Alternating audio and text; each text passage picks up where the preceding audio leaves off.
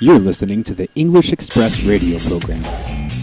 Find us online at theenglishexpress.com. Be a part of the program by emailing us at info@theenglishexpress.com. Good morning. It is the English Express YouTube channel. Today we're going to be speaking about narrative tenses. These are also known as storytelling tenses. I meant to get this video up quite a while ago, but this is actually kind of a complex topic, and it took me a little bit of time to prepare it the way I wanted to. But today we're going to get to it. So the storytelling tenses are all about time, when something happened. And when we're telling stories, stories obviously happened in the past because we're in the present and we're telling about something that happened before. And so the narrative tenses are all past. They're all in the past tense, and there are 3 of them. And we're going to go over them one by one, and I think we're going to have to do it in 2, maybe 3 different videos. So, but let's get to it. As we know, past tenses are all about time, when something happened, okay? And they help us to tell a good story, because I'm sure that you all know the difference between a good storyteller and a bad storyteller. A bad storyteller has no sense of timing. They don't really know how to introduce good story elements, and they don't really know how to tell it in the right order that's going to make the most sense for the best story. Okay, so if you want to be a good storyteller, and that's a good storyteller, if you're writing something, telling an actual story with your voice, doing a homework assignment, or for anything, you have to be able to master the narrative tenses. All 3 of the tenses, they tell us about something that happened at a different time. The first one is past simple. The second one is the past continuous, and the third one is the past perfect. And as I said, we're going to take these each in order. So the first tense we're going to be speaking about today is going to be the past simple. And to help us out, as usual, I have my brother Brandon, who we finally got a video feed. Yeah, you finally get a video feed after all this time. Yeah, hopefully it'll be a little bit better than the disembodied voice that we're used to hearing. A few people will actually get to kind of get a feel for who you are, I think. Yeah, and I'm always happy to be a participant every week, and at least we got this now. Yeah, exactly.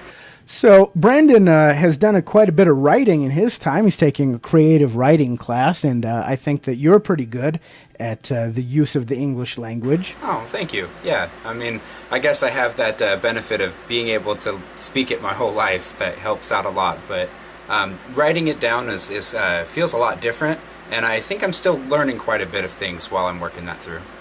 Yeah, we all are. One of the things that I noticed when I was first started teaching English was it's very easy as a native speaker to know how to use your language, but until you teach it and study it, you don't know how your own language works.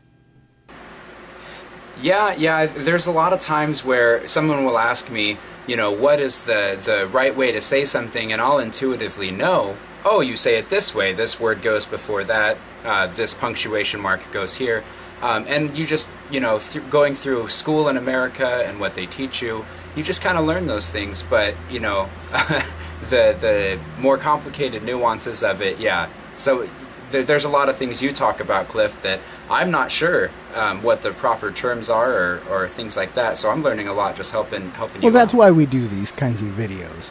And so with the narrative tenses, as I said, we want to start with the past simple. This is the easiest tense that we use. You learn it typically when you're an elementary student, and basically it tells the story in chronological order. Chrono meaning time, and logical meaning in order. So it follows a logical time.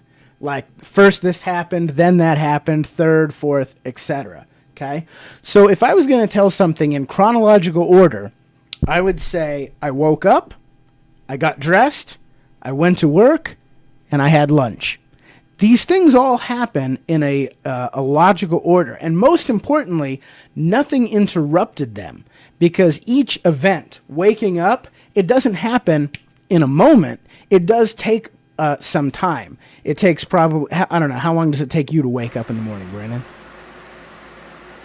Well, I don't know. I might be an odd case because when I wake up, it's like I'm on my feet before I even know I'm awake. But usually, waking up is more than just, the process of getting out of bed. But, I guess a few minutes it would take me to get myself together and moving. And so when you are able to start the process and finish the process with no interruptions, we would tell that event in the past simple. Woke up, first form of the verb, the past tense. Got dressed. Got is past, dressed is past tense. Went, had. These are all the first form of the verb, which is just the past simple, okay? Because it happened in the past and it wasn't interrupted. They all and the story has a start and a finish. So this is what I call my timeline. I have the beginning of the story, we have the end of the story, and each of the events that happen within my timeline, first, second, third, and fourth, they each are able to begin and end without any interruptions. Okay, and that's going to be a theme that we're going to be talking about throughout these videos, that each event in our story, this is the whole story, each event has the possibility of being interrupted. So that is the past simple, which is the end of this video. We're going to be speaking in the next video, which is coming up next, about the past continuous. And as we'll discuss, you cannot have the past continuous without the past simple. So they kind of go hand in hand, and we'll talk about that in the next video. So stay tuned here on the English Express radio program. Hop aboard the English Express. Choo choo, mother.